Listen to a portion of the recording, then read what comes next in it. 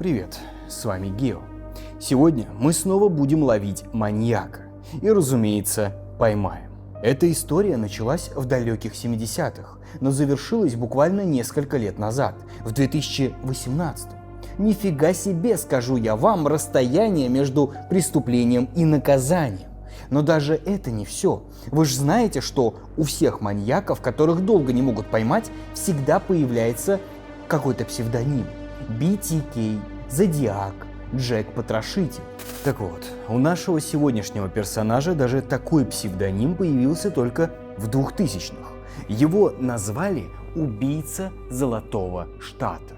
Ну то есть раньше газеты его тоже по-разному называли, но с тех пор прошло так много времени, что эти имена почти все забыли. А ведь маньяк успел многое натворить. За 10 лет он умудрился совершить 13 убийств и 50 изнасилований. 50! И все это практически только в 2 соседних городах. Преступника несколько раз видели, 2 раза почти поймали. У полиции был его портрет, но все равно это никак не помогло его остановить, пока убийца сам не решил прекратить убивать и исчезнуть. В чем был секрет маньяка? Почему он действовал настолько нагло и ни разу не попался? И как его в конце концов обнаружили? Готовьтесь, будет интересно и жутко. Итак, 70-е и 80-е года – это золотое время для серийных убийц. Не только в Америке, но в Америке особенно. На восточном побережье Калифорнии в поисках жертв катались по дорогам Тед Банди и убийца с Грин-Ривер. На западном в доме американцев врывался ночной сталкер Ричард Рамирес. А ведь были десятки других, менее известных маньяков, которых ловили сразу после убийств. Или их серии внезапно прекращались, и они будто исчезали во тьме. До того времени, пока у детективов не появились более современные поисковые системы. И вот наш убийца Золотого Штата был как раз из этих. Точнее, сначала никто не знал, что эти десятки преступлений совершал один и тот же человек. А так как у меня тут рубрика расследования, то по идее этого не должны знать и вы. Но я не вижу смысла тут делать секрет из ничего. Ведь если бы это были разные люди, то я сделал бы 3 ролика. Но это единственное, что вы будете знать заранее. В остальном я предлагаю вам так же, как и всегда, пройти весь путь от первого преступления до приговора. Так вы увидите, как метод преступника менялся от вот этого до вот этого. Больше у меня, к сожалению, не было. Воронка зла утягивала его на самое дно. От легкого криминала он перешел к одному из самых зверских и циничных убийств в истории Калифорнии. Эти серии внезапно начинались, наводили на всех ужас, а потом также внезапно прекращались, оставляя вопросы без ответов.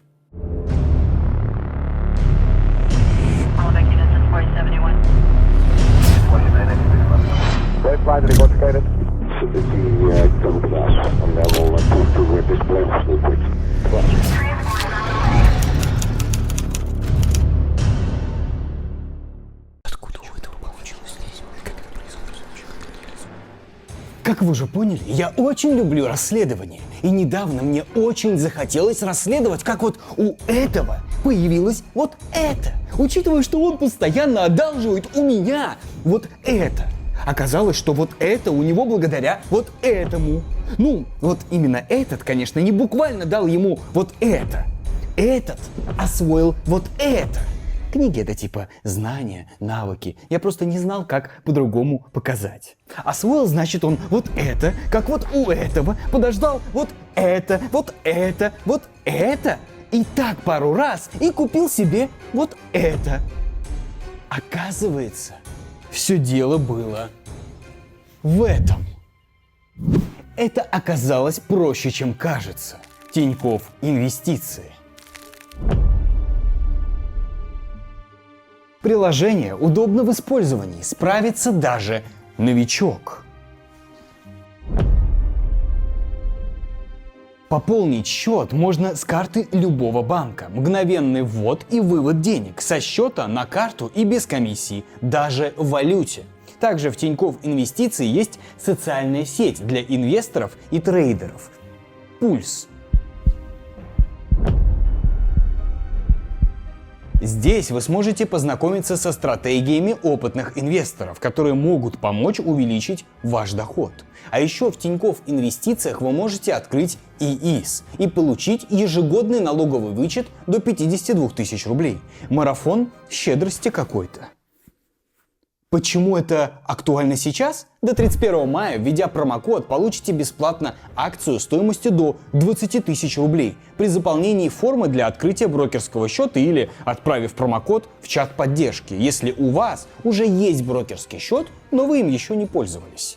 Переходите по ссылке в описании, открывайте брокерский счет в Тинькофф Инвестициях и заберите свою акцию в подарок. Инвестируйте время и деньги правильно.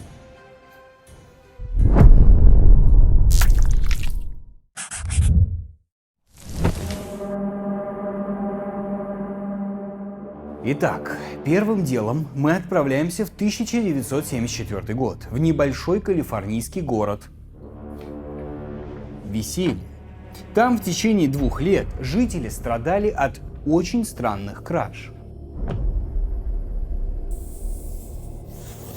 Во-первых, взломщик был гиперактивен. Часто за одну ночь он вламывался в 4 или 5 домов, а его рекорд — 12 домов за ночь. Во-вторых, он действовал на очень небольшой территории. Все преступления происходили в 4 районах города, который и без того был маленький.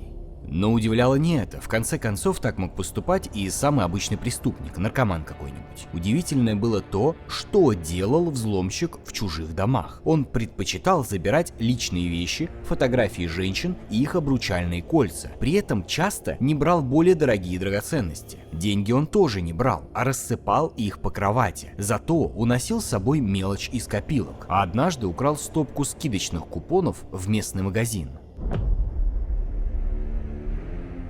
И еще у него был пунктик насчет лосьона для рук. Его он всегда забирал с собой. Насчет фото все тоже интересно. Вот женские фотографии он воровал, а семейные рвал на части, разбивал и ломал рамки. Вор вообще любил все ломать и громить. Отсюда его первое прозвище – Громила. Он разбрасывал одежду и поливал ее апельсиновым соком из холодильника. Выдергивал все электроприборы из розеток, уносил только одну сережку из пары. Было видно, что для него разрушение было важнее наживы. Ну и, конечно, тут сразу начали видеть сексуальный подтекст. Вор был неравнодушен к женскому белью. В одном случае свалил его кучей в детскую кроватку, в другом аккуратно разложил в коридоре от спальни до ванной. И, чтобы вы подумали, вы можете догадаться, как он после этого использовал лосьон для рук, к которому был так неравнодушен. Короче, все это выглядело как действие спятившего вуайериста. Однако это только на первый взгляд, а на второй вор хоть и казался сумасшедшим, но точно был не дураком. Детективы замечали, что он почти всегда оставлял больше одного пути к отступлению. Так что если бы даже хозяева вернулись раньше, чем он рассчитывал, у него была возможность быстро и незаметно сбежать. Более того, каждый раз он сооружал импровизированную сигнализацию из веревки и баллончиков с духами или спреями у дверей. К 11 сентября 1975 года в его криминальной карьере было уже больше сотни взломов, а у полиции не было никаких зацепок и подозреваемых. Но в этот день в действиях вора случился резкий поворот. В 2 часа ночи 16-летняя дочь профессора-журналиста Клода Снеллинга проснулась в своей постели.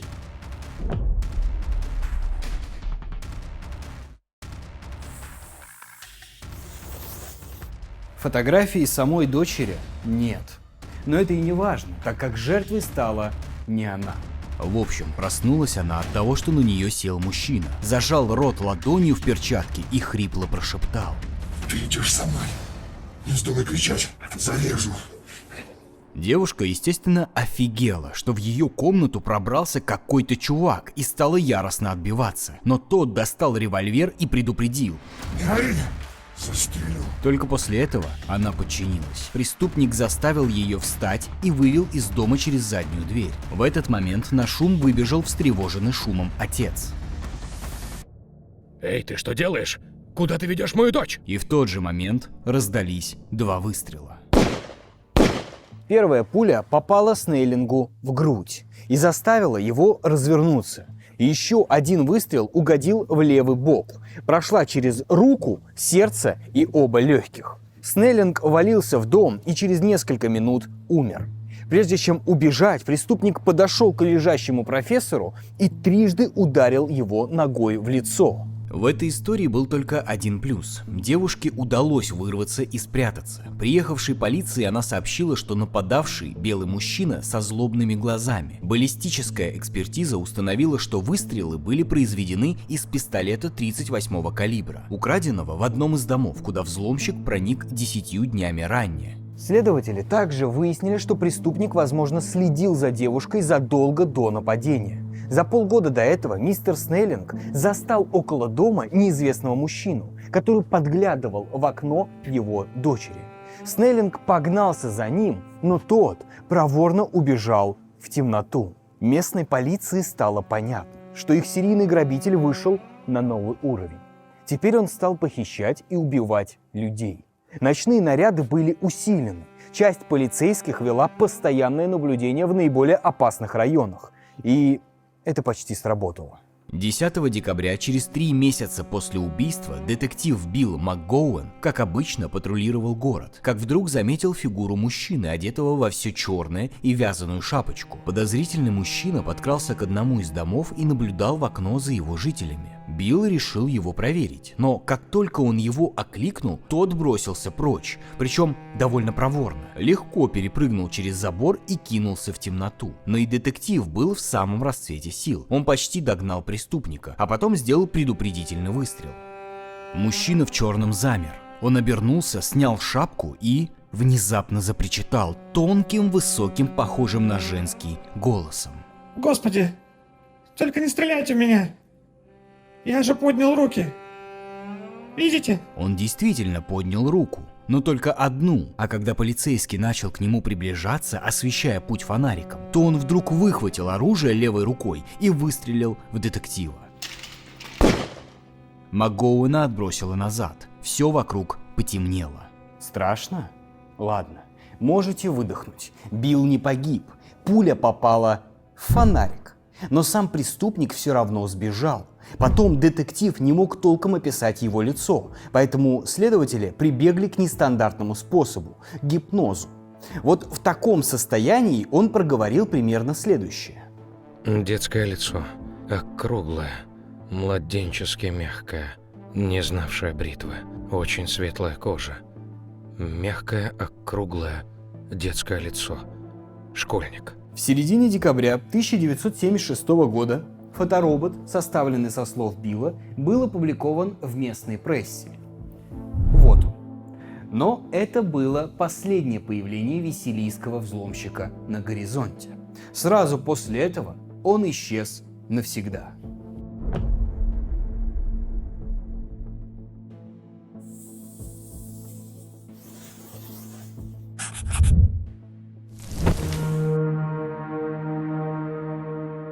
Так, временно давайте забудем про этого вора. Теперь у нас вторая история.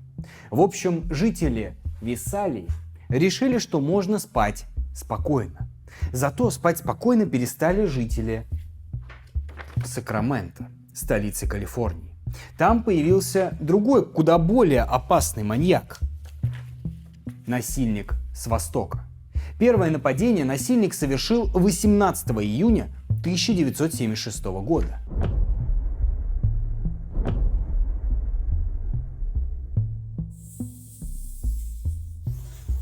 И было это нападение весьма эффектно, если так вообще можно говорить про насилие. 23-летняя хозяйка небольшого одноэтажного дома проснулась и увидела стоявшего на пороге ее спальни мужчину. На нем была белая маска с прорезями для глаз и швом посередине. Он был в темно-синей футболке с короткими рукавами и серых брезентовых перчатках. Ни штанов, ни что главное, трусов на мужчине не было. Зато была эрекция. Он прижал лезвие ножа к правому виску девушки и сорвал одеяло, которое попытался натянуть на голову. «Если хоть пикнешь или шевельнешься, всажу в тебя этот нож», — шепотом сказал он. Потом связал ей запястье за спиной шнуром, который принес с собой, и затолкал в рот кляп. Кляп он с собой, конечно же, не приносил, поэтому в этом качестве использовал просто белье жертвы, прежде чем изнасиловать ее. Он нанес на пенис детское масло. Потом долго ходил по дому. Где это детское масло? Вот детское масло. Потом долго ходил по дому и рылся в вещах.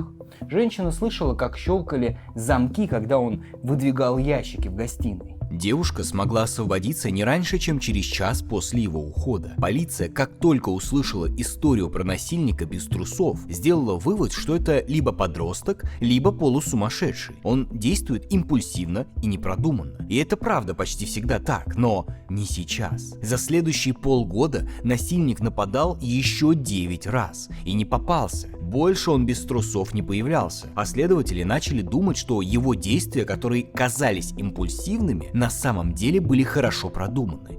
На самом деле так можно было подумать уже после первого нападения. Жертва рассказала, что последние несколько месяцев чувствовала, что за ней следят. Замечала темную фигуру, смотрящую из кустов в ее освещенные окна. Были звонки и молчание в трубку. Короче, насильник заранее выяснял ее распорядок, чтобы выбрать наиболее удобное время. А прежде чем ворваться в ее дом, он перерезал телефонный провод.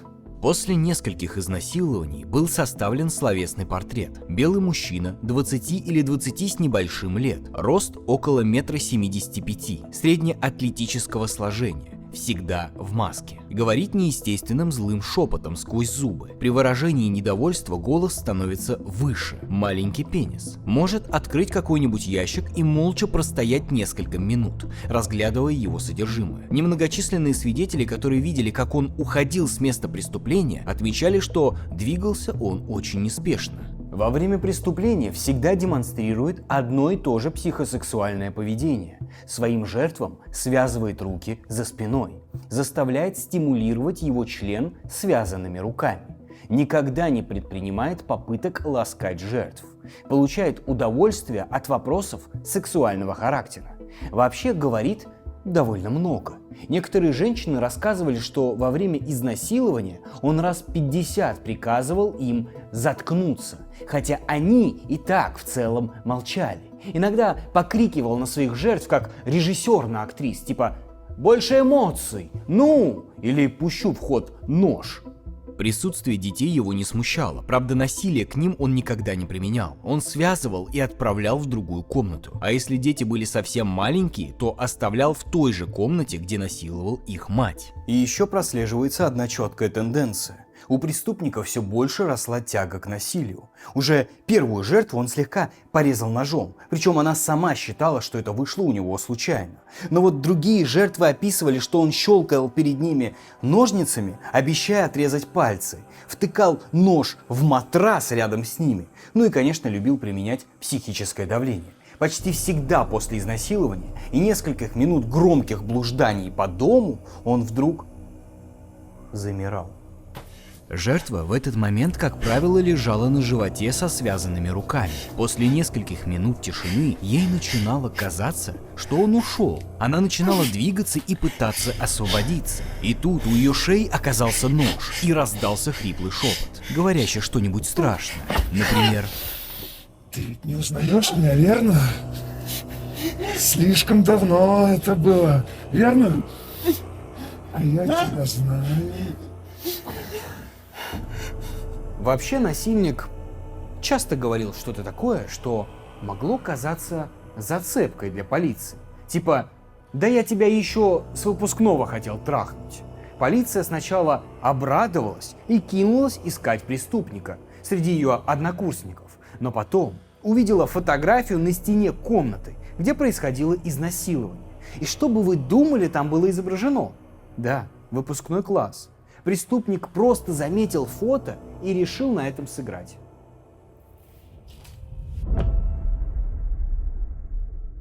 Вообще он постоянно так делал. Иногда намекал на сообщников, которые ждут его около дома в фургоне. Одна жертва даже слышала, как он якобы с кем-то разговаривал. Типа: «Нет, я не хочу этого делать, мы так не договаривались». Потом прямо во время изнасилования несколько раз произнес: «Я ненавижу тебя, Бонни». Детективы понимали, что насильник специально дает им ложный след, отвлекает их. Но ведь среди этих фраз зацепок некоторые могли вырваться у преступника и вполне искренне. Так что проверять приходилось все. Некоторые жертвы отмечали, что в промежутках между изнасилованиями преступник плакал и даже повторял «мама, мамочка». Только одна женщина сказала, что эти судорожные всхлипывания были не плачем, а сдерживаемым истеричным смехом. Но больше всего детективов изумляла его подготовка к преступлению. Он не только следил за домом жертвы, но и явно учитывал график соседей, знал, когда они выносят мусор из дома, когда выезжают на работу. Итак, суд готов озвучить свое решение. Подсудимый виновен в неспособности попасть в IT-индустрию и приговаривается к какой-то непонятной работе без перспектив. Судья, я протестую! Да сидите. Мы в интеграции, все-таки можно сидя. Да, мы в интеграции, в выпуске про маньяка, куда более опасного преступника. И даже в этом случае признание вины стало возможным только после неопровержимых улик. Окончательно ли доказана вина моего подзащитного? Отнюдь. Переходите сразу к делу. У меня футбол в 6. На рынке обучения есть школа, которая может помочь моему подзащитному. Школа? А деньги откуда? У него даже на адвоката их нет. Думает, что в пиджаке и очках я его не узнаю. Протестую. Это школа Kata Academy. Берет оплату только в случае успешного трудоустройства. Она гарантирует минимальную зарплату в 100 тысяч рублей при успешном окончании обучения по специальности автоматизатор тестирования. Простой и интересной профессии для новичков в IT. Протест отклоняется. Слишком хорошо звучит. В чем подвох? Его нет, но нужно заявить намерение, успешно выполнив тестовое задание. Презумпция необученности. Вы не считаетесь обученным, пока не получите работу. Видите? Он не безнадежен. Переходите по ссылке в описании за дополнительными подробностями. Записывайтесь на курс и дерзайте. А правда?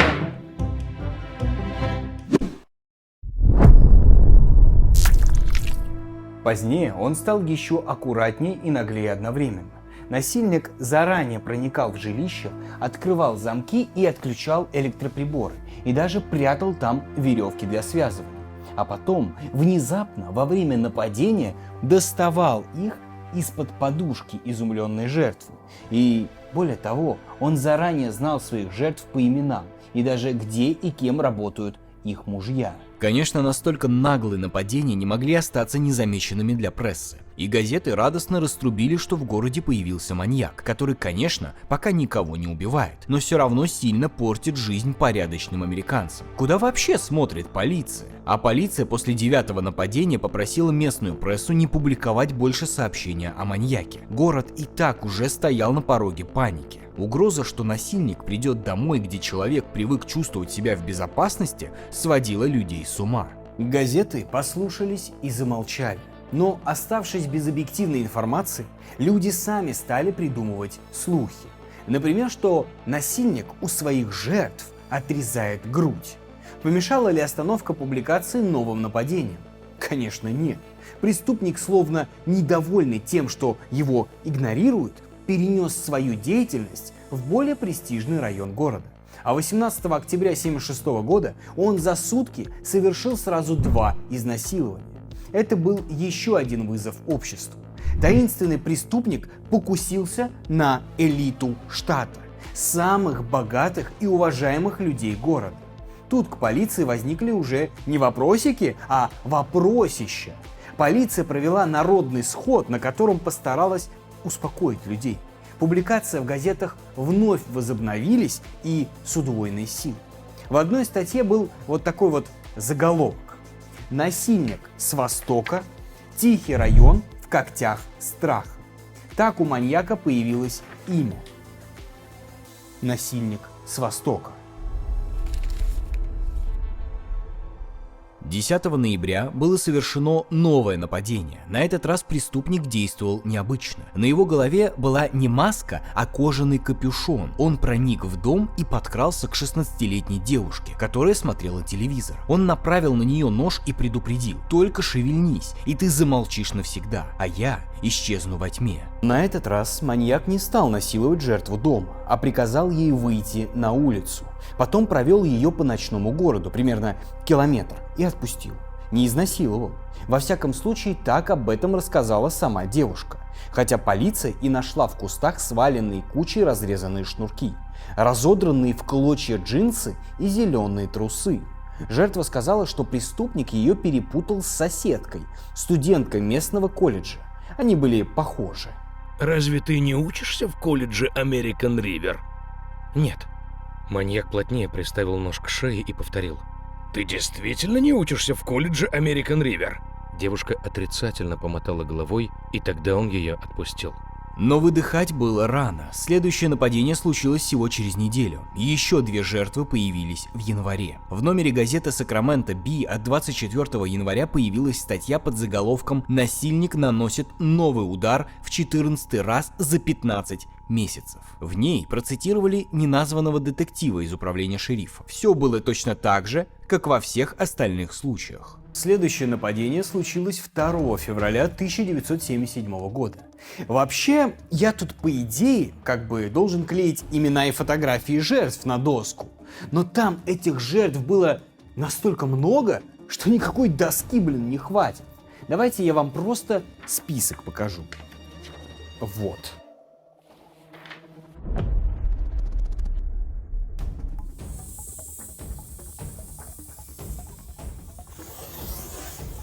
Но это конкретное нападение важно. Дело в том, что на этот раз жертва так активно сопротивлялась и царапала преступника, что ему пришлось ударить девушку рукояткой пистолета. Эксперты взяли образцы крови с ее волос, и помимо 3-й группы крови, как у жертвы, там оказалась 2-я отрицательная. Так полиции стала известна группа крови преступника.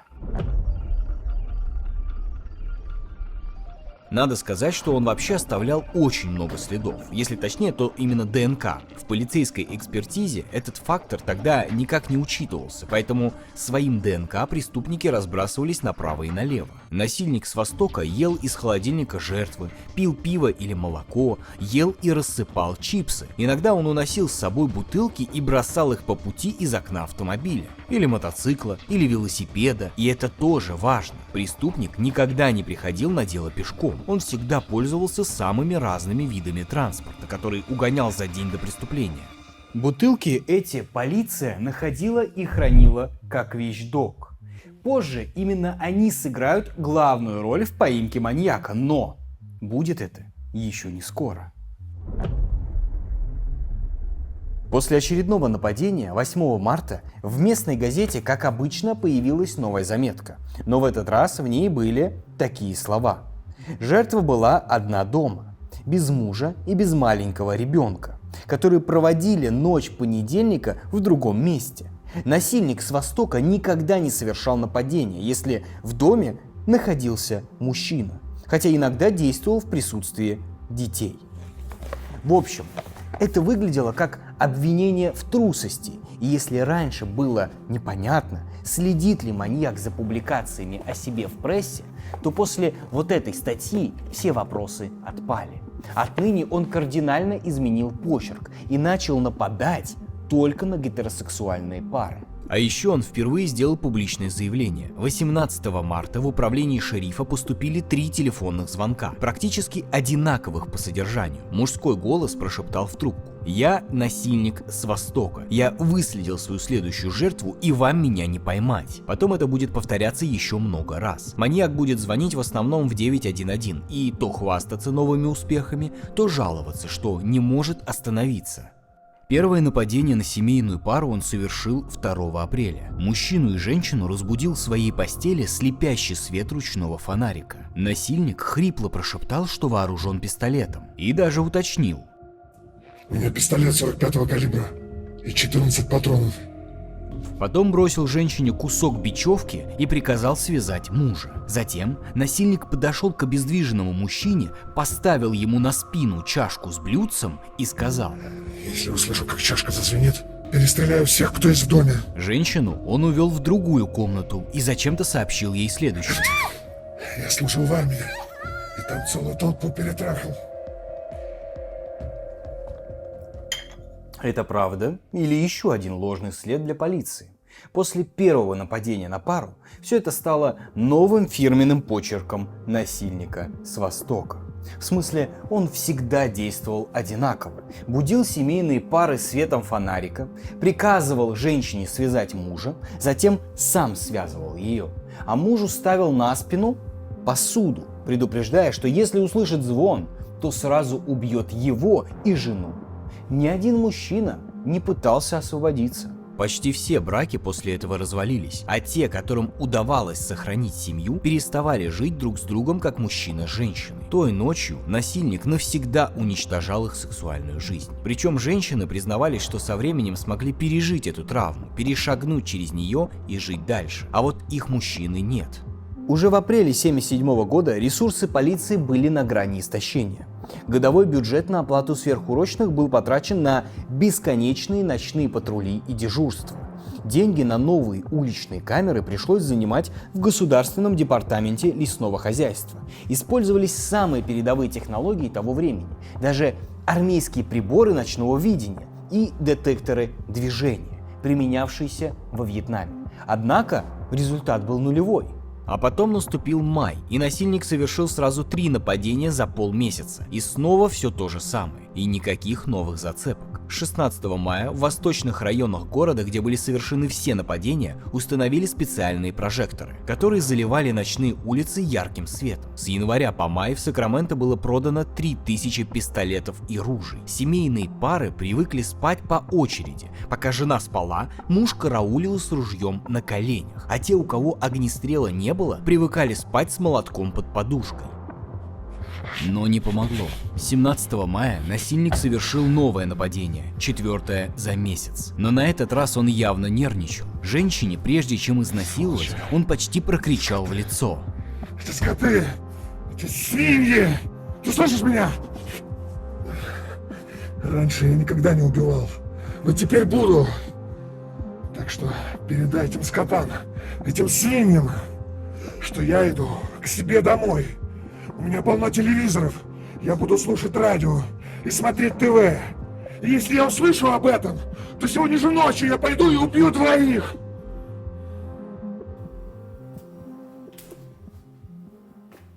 Потом он сожрал на кухне сырные крекеры, половину дыни и ушел. Короче, это был явный намек, что публикации в СМИ о себе он читал и явно хотел их видеть дальше. Но что-то ему в этом не нравилось. Возможно, что его там не расхваливали как великого гения мысли. Ну, псих, что с него взять? Конечно, его просьбу журналистов не остановили. В следующие несколько дней газеты публиковали сообщения о преступлениях. В одной статье сообщалось, что управление шерифа проконсультировалось с группой местных психиатров и пришло к выводу, что у насильника с Востока параноидальная шизофрения и что он, возможно, находится в состоянии гомосексуальной паники из-за неадекватных физических возможностей. Так газета как бы намекнула, что у маньяка маленькая пиписька. Еще там насмехались, что его половой акт длится не больше 30 секунд. А одна из жертв со страниц газеты вот так обратилась к мужчинам, которые патрулировали улицы. Я буду разочарована, если кто-нибудь просто вышибет ему мозги. Поэтому хочу попросить, пожалуйста, цельтесь ниже. Вряд ли насильник добивался такого внимания.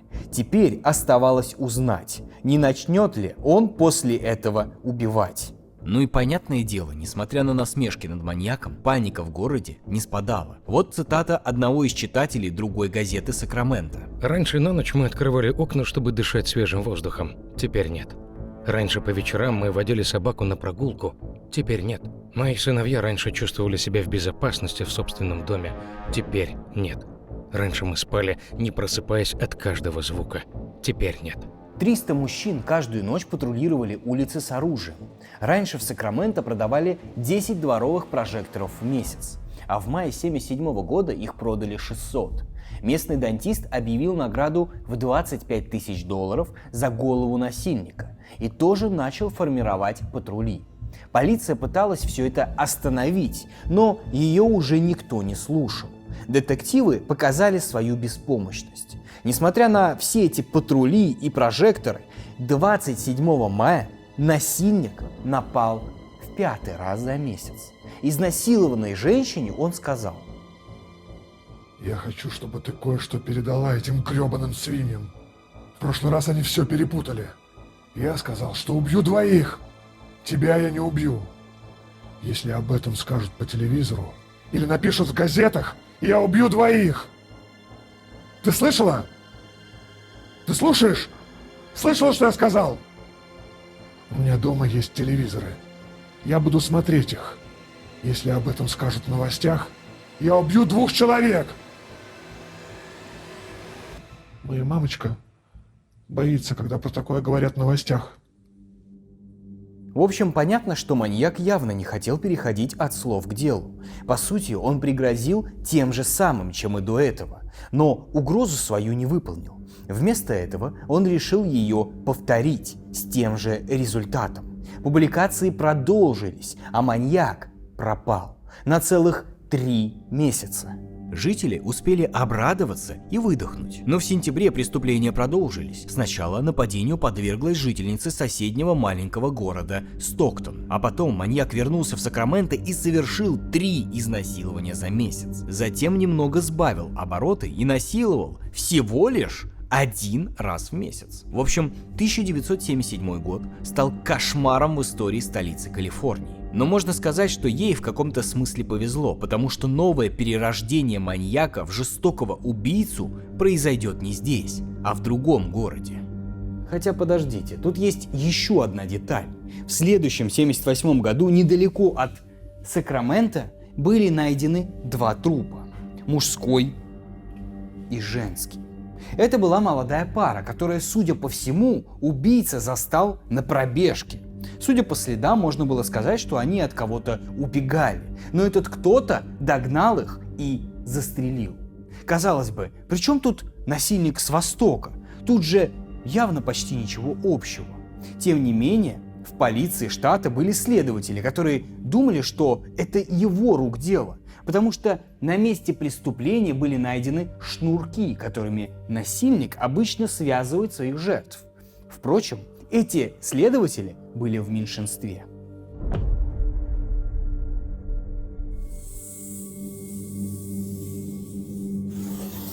Остальные упирали на новое модное направление под названием профайлинг и говорили, что наш насильник не убивает, что здесь не было ничего из его обычного почерка, ни проникновения в дом, ни предварительной разведки. Для насильника с Востока эти убийства выглядели слишком спонтанными и импульсивными. А главное, что дальше его серия продолжилась как обычно. 2 нападения весной, 5 летом, 4 осенью, 3 в декабре. И до середины 1979 года он совершил еще 6 изнасилований. А потом насильник с Востока навсегда пропал, оставив полицию ни с чем, кроме огромной горы улик, которую было совершенно непонятно вообще, как применить. Но мы давайте эти трупы где-то прикрепим тут, на всякий случай.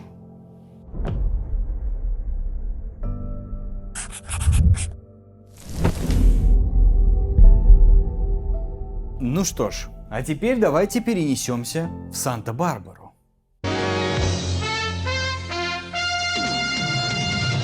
Да, в ту самую. Это тоже в Калифорнии, но чуть южнее столицы.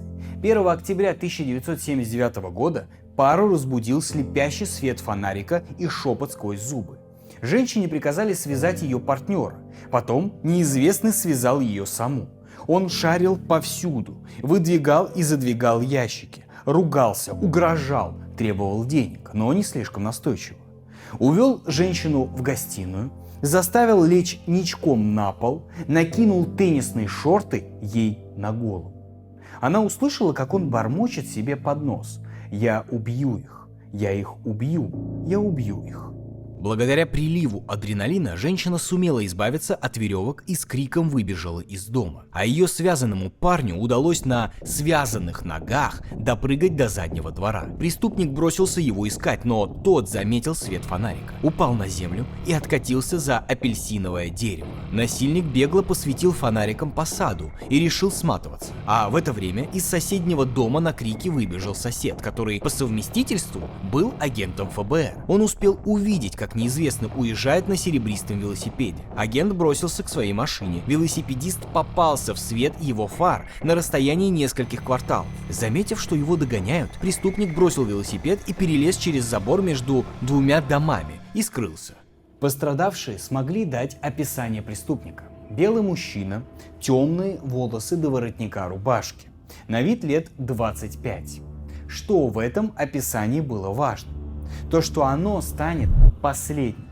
После этого ни одна жертва маньяка больше не останется в живых.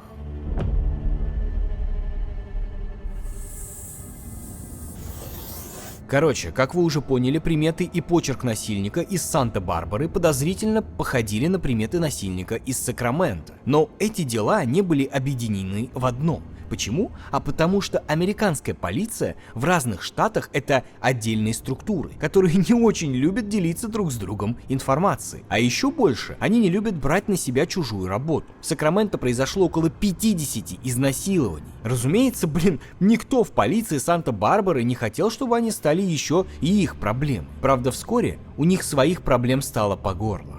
Утром 30 декабря 1979 года друзья врача Роберта Офермана приехали к нему домой, чтобы поиграть в теннис.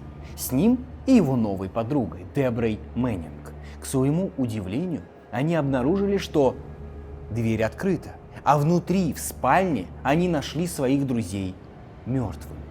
Дебра Мэннинг лежала на постели, ее запястья были связаны. За спиной белым нейлоновым шпагатом. Оферман стоял на коленях рядом, сжимая в руке кусок веревки. В общем, я эту сцену не хотел бы даже с актерами воссоздавать. Но потому что жесть.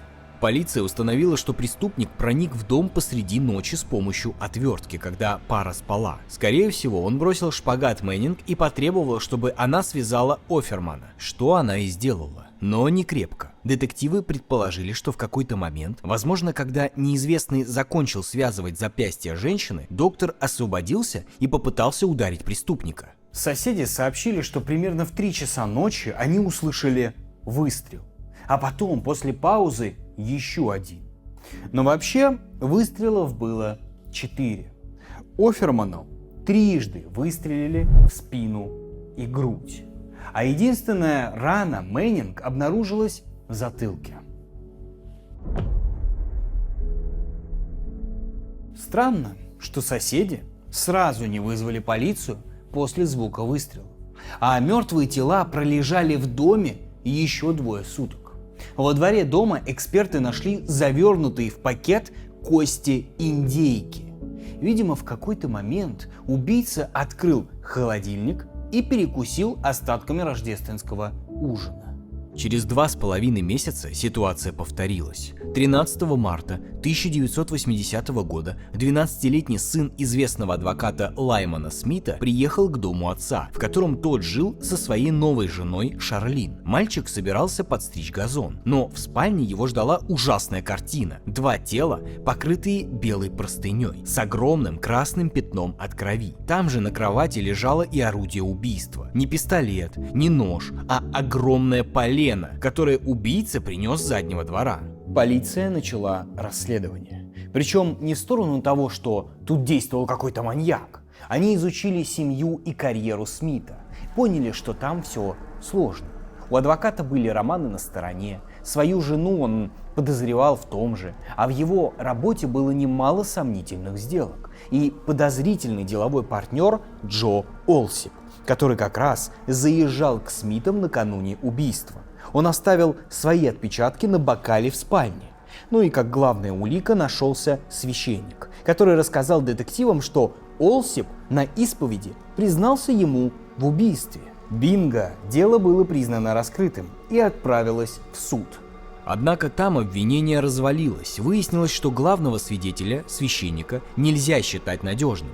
Раньше его уже ловили на даче ложных показаний в пользу полиции, а адвокат полностью разрушил версию, что убийцей был друг семьи. Согласно уликам, некто проник в дом, спрятался в ванной и дождался, пока Смиты уснут. Потом сходил во двор, взял полено, напал на беззащитную пару, связал их шнурами от портьеры, изнасиловал Шарлин и в конце жестоко забил обоих до смерти. Так мог действовать только полный психопат, а не старый знакомый. В общем, Олсипа освободили в зале суда, и в тот же день он покинул Санта-Барбару. Но полиция все равно осталась уверена, что убийца именно он, поэтому не включила эти смерти в дело о расследовании серии других убийств в городе.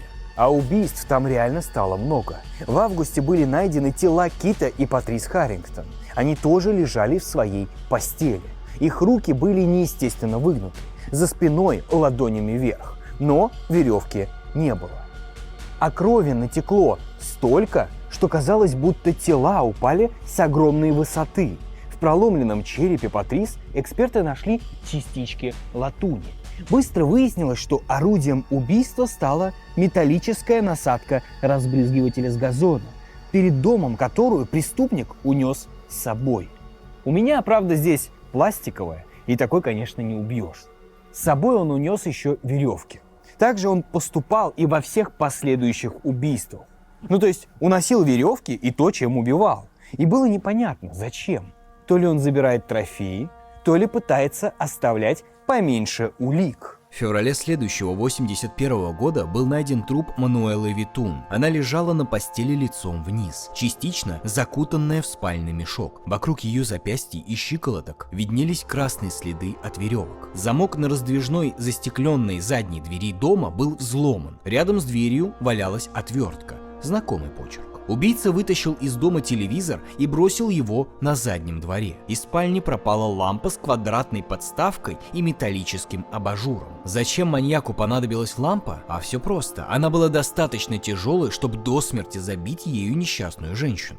Всяких подозрительных улик снова было полно, но говорить о них я не вижу смысла, потому что в поимке преступника они все равно никак не помогали, и никаких полезных выводов из них было сделать нельзя. В общем, следующие жертвы появились в июле. Шерри Доминго и Грегори Санчес не были супругами или даже партнерами. Она была разведена и на 10 лет старше его. У пары был долгий роман. Грегори активно звал женщину замуж, но она отказывалась. Тогда он пошел и нашел другую и сделал предложение. А эта вот роковая ночь должна была стать таким вот прощальным сексом Шерри. Обоих нашли обнаженными. Убийца наполовину затолкал тело Санчеса в шкаф, навалив на его голову одежду. На его щеке была рваная рана от пули. Вероятно, мужчина стал сопротивляться и попал под выстрел. Эта рана не была смертельной, в отличие от остальных 24, нанесенных тяжелым тупым предметом. Шерри Доминго лежала на постели ничком в луже крови. Ее тоже забили насмерть и накрыли покрывалом. На этот раз это сделали разводным ключом и каким-то садовым инструментом. Несмотря на очень схожий почерк, в полиции до сих пор не были уверены, что все это дело рук одного человека. Но были уверены жители и газеты. По городу активно ползли слухи, а журналисты придумывали имя кошмару Санта-Барбары. Ночной сталкер.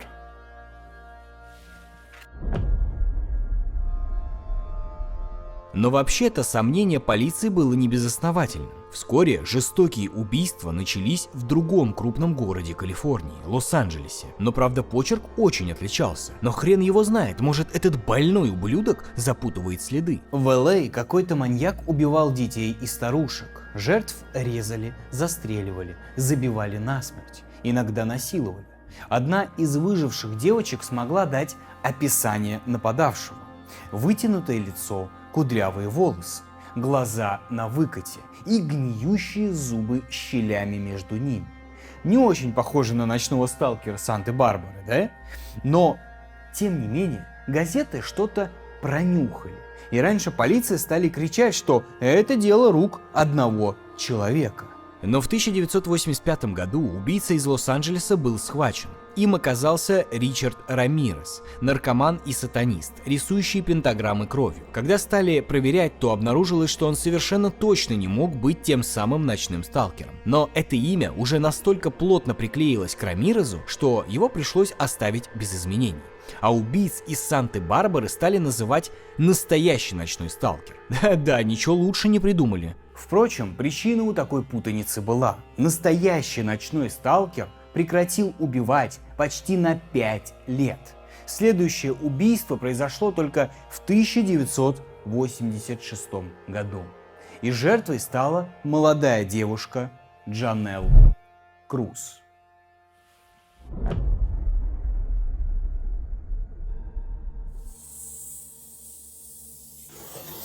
Джанелл была неблагополучным ребенком. Ее мать больше увлекалась запрещенными веществами и вечеринками, чем воспитанием ребенка. В 15 лет друзья матери накачали девочку наркотиками и изнасиловали. После этого она сильно изменилась и стала носить все черное и убегать из дома. Накануне убийства к Джанелл приходил в гости знакомый подросток. Он надеялся на секс, а она стала читать ему свои стихи и рассказывала, как ей тяжело жить. А еще говорила, что в последнее время ее пугают звуки за окном, и что по утрам она находит во дворе чьи-то следы. Так и не получив желаемого, парень ушел. Соседи рассказали, что в ту ночь дом девушки был ярко освещен, а утром они заметили, что ее машина исчезла. Автомобиль нашли у дома неподалеку, в котором никто не жил.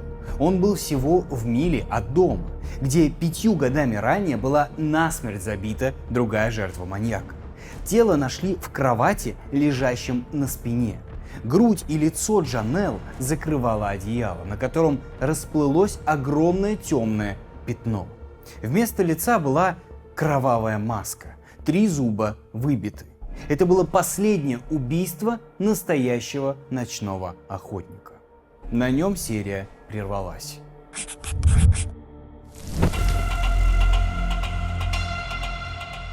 Убийства прекратились, но вот маньяк никуда не исчез. Судя по всему, он продолжал жить в Калифорнии, просто постарел. Напор тестостерона стал ниже.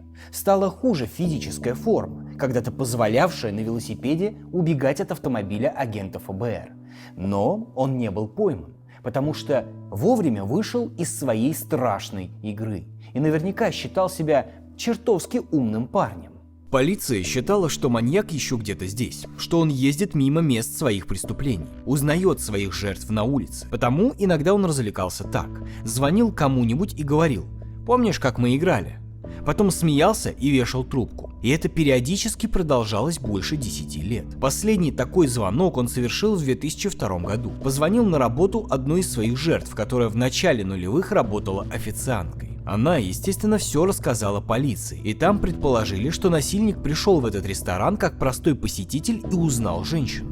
Но зря маньяк был так самоуверен.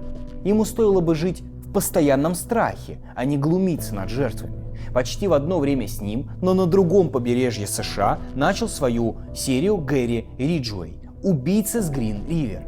На его счету 49 убийств. Большинство совершены в начале 80-х. Гэри продолжил убивать почти до конца 90-х, но стал гораздо осторожнее. В 1988 году он прекратил свою серию, но и это его не спасло. В 2001 году его арестовали благодаря новому методу – анализу ДНК. В день ареста Гэри сказал полицейским: «Это не вы меня поймали, а технологии. Ну, со своей стороны я скажу, и какая нахрен разница? Главное, что поймали». Понятное дело, что когда ночной сталкер, насильник с Востока и весилийский взломщик совершали свои преступления, они понятия не имели, как их потом опознают и докажут, что это, собственно говоря, один человек. Не стоило жрать еду убитых людей и пить их пиво.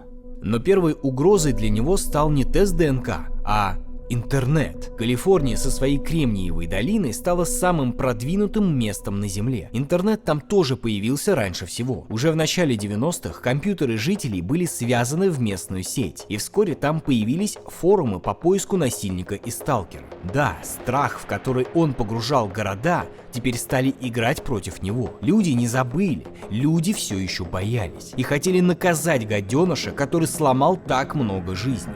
В тот момент даже последний дурак понимал, что маньяк – местный житель, что они его, возможно, каждый день видят на улице. Он прячется среди них под маской заурядности. Но его можно вычислить. У таких форумов были сотни посещений в день. Большая часть посетителей через неделю-другую уходила, но постепенно сформировалось ядро, для которых поиск преступника стал чем-то средним между хобби и одержимостью. Они находили на барахолках предметы, украденные когда-то из домов жертв, проверяли бесконечных подозреваемых, бомбардировали запросами местную полицию. Можно сказать, что у каждого дома была вот такая вот доска. Прям как у меня. Но главным было то, что они создавали информационный шум, не позволяли обществу забыть эти преступления. Постепенно ими заинтересовались писатели, о насильнике с Востока и настоящем ночном сталкере вышли книги. Вот такая, например.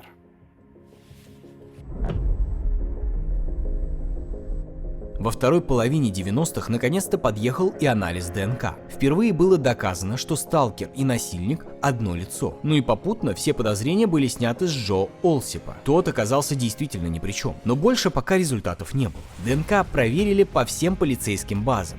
Но, судя по всему, маньяк за свою жизнь ни разу не оказывался под подозрением. Но это было только делом времени. В нулевые в США вошли в моду коммерческие генеалогические сайты.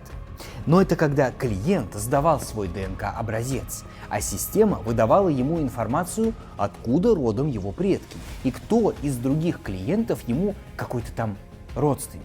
В России сейчас такие тоже есть и пользуются спросом. Так вот, полиция решила, а что если в эту систему загрузить ДНК убийцы? Тем более, что генетического материала от него осталось хоть отбавляй. Сказано, сделано. В 2018 году, то есть вот буквально прям совсем недавно, система обнаружила далекого родственника убийцы, какого-то там шестиюродного брата, с которым у них были общие пра-пра-пра-бабушки и дедушки. Семейное древо этого человека досконально проверили и вышли на 2 человек, которые теоретически могли совершить преступление. У одного было железное алиби, а другого звали Джозеф Деанджело. И вот его биографию решили тщательно проверить. Что ж, давайте и мы это тоже сделаем. Что это у нас был за чел такой? И насколько он подходит под профиль маньяка? Итак, вот он, Деанджело. Родился в 1945 году в семье военного летчика. Когда он был маленьким, семья жила на военной базе в Западной Германии. По словам одного дальнего родственника, там Джозеф впервые столкнулся с насилием. Он стал свидетелем, как 2 летчика изнасиловали его несовершеннолетнюю сестру. Но может, этого и не было. Но точно известно, что отец часто его бил и психологически прессовал. Зато в школе мальчик учился хорошо и играл в бейсбольной команде. Но это в школе, а за ее пределами он совершал кражи со взломом, пытал и убивал животных. Классика. После школы он стал моряком и во время войны во Вьетнаме почти 2 года служил на крейсере. В 1968 году вернулся на родину и поступил в полицейский колледж. А вот тут внимание. В 1973 году этот человек поступает на службу в полиции, где работает в отделе по борьбе со взломами. В 1976 он переехал в пригород Сакраменто и стал также работать в отделе по борьбе со взломами. В 1979 году его вполне успешная полицейская карьера внезапно прервалась самым нелепым образом. Джозефа самого поймали за кражи. Он пытался вынести из магазина молоток и средства от собак. Деанджело приговорили к 6 месяцам условно. и уволили в октябре того же года. Он был очень недоволен таким поворотом и даже угрожал убить своего шефа. Следующие 10 лет Де Анджело занимался непонятно чем. Никаких сведений о его легальной работе нет. И только в 1989 году он устроился механиком грузовика в сети продуктовых магазинов, где и трудился до выхода на пенсию в 2017 году. Ну что ж, а теперь давайте сопоставим эту информацию с нашими 3 сериями. В 1974 году, когда Веселье сотрясает серия загадочных краж со взломом, Де Анджело работает в отделе по борьбе с этими самыми взломами, но в соседнем городке. В 1976 он переезжает в Сакраменто, где тут же появляется насильник с Востока. Становится понятно, как маньяк мог так долго избегать полиции. Так он сам прекрасно знал всю информацию о патрулях и засадах, и даже наверняка сам не раз охотился на себя. В 1979 году Де Анджело увольняют, а маньяк в это время становится нервным и начинает убивать. А вот еще одно совпадение. У Джозефа была неудачная любовь. В 70-м году он обручился со студенткой-медсестрой Бонни Джин Колвилл, но свадьба не состоялась. Девушка решила бросить его из-за грубости и вечного абьюза. Джозеф это расставание крайне болезненно переживал. Он даже угрожал Бонни пистолетом, пытаясь заставить ее передумать и все-таки выйти за него замуж. Гений, блин. А когда спустя несколько лет он во время изнасилования будет повторять «Я ненавижу тебя, Бонни», это был не ложный след, а крик души. В ноябре 1973 года он женился на другой женщине, которую, видимо, не сильно любил, хотя у них и родилось 3 дочери. С 1991 года пара не жила вместе, но на развод жена подала только после его ареста. Среди соседей у Джозефа была плохая репутация. Он часто устраивал непристойные выходки. Например, звонил с угрозами соседям, у которых, по его мнению, слишком громко лаяла собака. В общем, его решили проверить, что вот прям уж убедиться наверняка на 100%. Детективы тайно взяли образец ДНК с ручки двери в доме Де Анджело, и результат совпал. Да, это я так представляю себе тесты ДНК. В общем, неуловимый маньяк наконец-то был найден. Арест прошел без проблем. Ну и какое сопротивление в конце концов мог оказать 75-летний дед? Де Анджело признался почти сразу, правда, сказал, что все преступления его заставляла делать какая-то некая внутренняя сущность Джерри. И якобы в 1986 он смог прогнать Джерри и с тех пор, никого и не убивает. Специалистов по допросам эта история не растрогала, и они выжили Джозефа досуха. Он признался в 13 убийствах, но вот 50 изнасилований и около сотни краж к делу пришить не смогли. Вышел срок давности. Кстати, в семье никто не подозревал, что живет вместе с маньяком. Жена не удивлялась, что он постоянно пропадал по ночам, ведь он работал полицейским, да еще и в такое тревожное время, когда по улицам разгуливали опасные психопаты. А дочери хором повторяли, что он был хорошим отцом.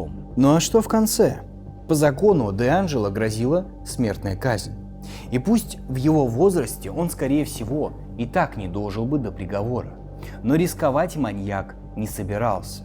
Он сделал максимально возможное, на что был способен в своем положении. Де Анджело сам предложил сделку. Он признается в убийствах, а взамен ему не дают смертную казнь. Во всех источниках подчеркивается, что по законам штата сделки такого рода запрещены. Однако в его случае это сработало. Сейчас убийце Золотого Штата 77 лет. Он продолжает отбывать срок в калифорнийской тюрьме, откуда никогда не выйдет. Но вот вопрос, а какой вывод из всей этой истории? Что добро всегда побеждает или что добро всегда опаздывает с наказанием? Подумайте сами. Всего хорошего.